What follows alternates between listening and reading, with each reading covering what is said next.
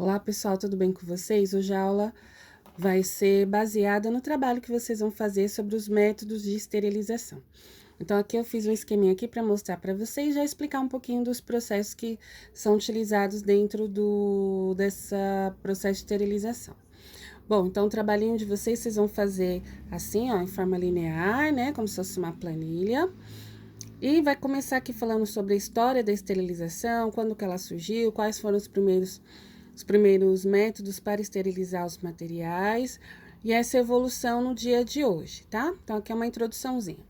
Depois, vocês vão pegar a folhinha de almaço aberta assim, e aí vai fazer a tabelinha. Então, dos temas, o que eu quero de vocês?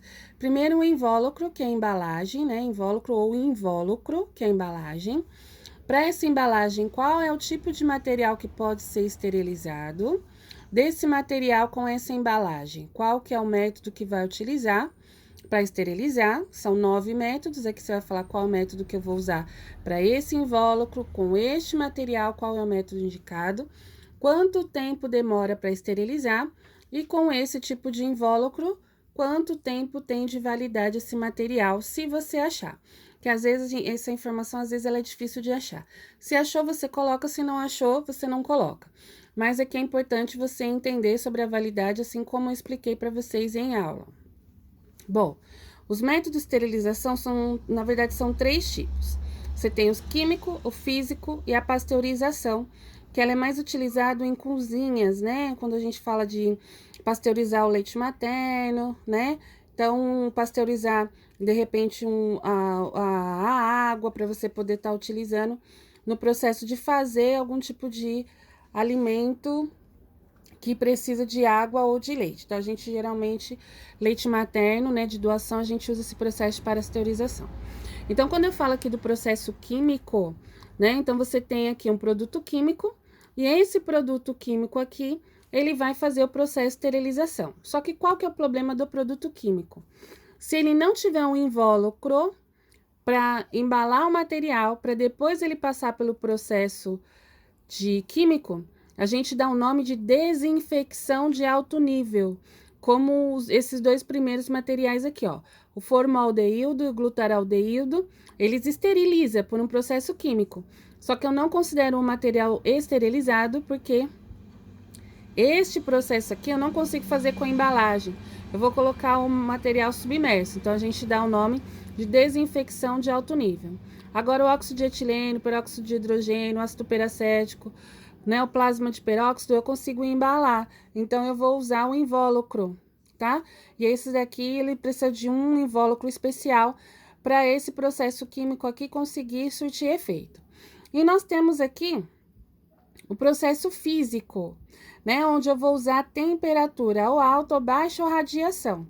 Então, aqui a gente tem de método físico, né? O vapor saturado, né? Sob pressão, calor seco, radiação ionizante. E também a gente pode agregar a pasteurização. Quando a gente fala desse processo de esterilização, então vou ler aqui para vocês, são os 9 métodos mais utilizados para poder fazer a esterilização do material, que ele pode ser químico. Então, químico a gente tem formaldeído, glutaraldeído, óxido de etileno, peróxido de hidrogênio, ácido peracético, plasma de peróxido de hidrogênio. Esses daqui são os métodos químicos. Já o físico, nós temos valor saturado sob pressão, calor seco e radiação ionizante. E a pasteurização, como a Pro já falou. E aí, aqui a gente tem os artigos que a gente precisa entender se é esterilizado, ser descartável ou se ele não corre risco de contaminação. Então, dentro dos artigos que são os materiais, nós temos os críticos. Os críticos, eles precisam ser esterilizados, né? Então, ou descartáveis, como seringas, agulhas, né? Instrumental, eles entram como crítico. Semicrítico é o que entra em contato com mucosa e pele íntegra, como inalador, por exemplo, termômetros, ambu, quando o paciente tem parada cardiorrespiratória, ventilador mecânico, né? Então, são materiais que eu entro em contato mucosa íntegra ou com a pele íntegra. E os não críticos é aqueles que não entram em contato com o paciente, como, por exemplo, material de escritório, é um artigo que a gente chama de não crítico, né? O prontuário do paciente também deveria ser não crítico, né? Eu deveria sempre mexer no prontuário com a mão limpinha, que são objetos que não entram em contato com o paciente. Tudo bem aqui, pessoal? Então, a aula de hoje vai ser baseada nisso e eu vou passar para vocês já o material prontinho para pesquisa, só vocês ir encaixando.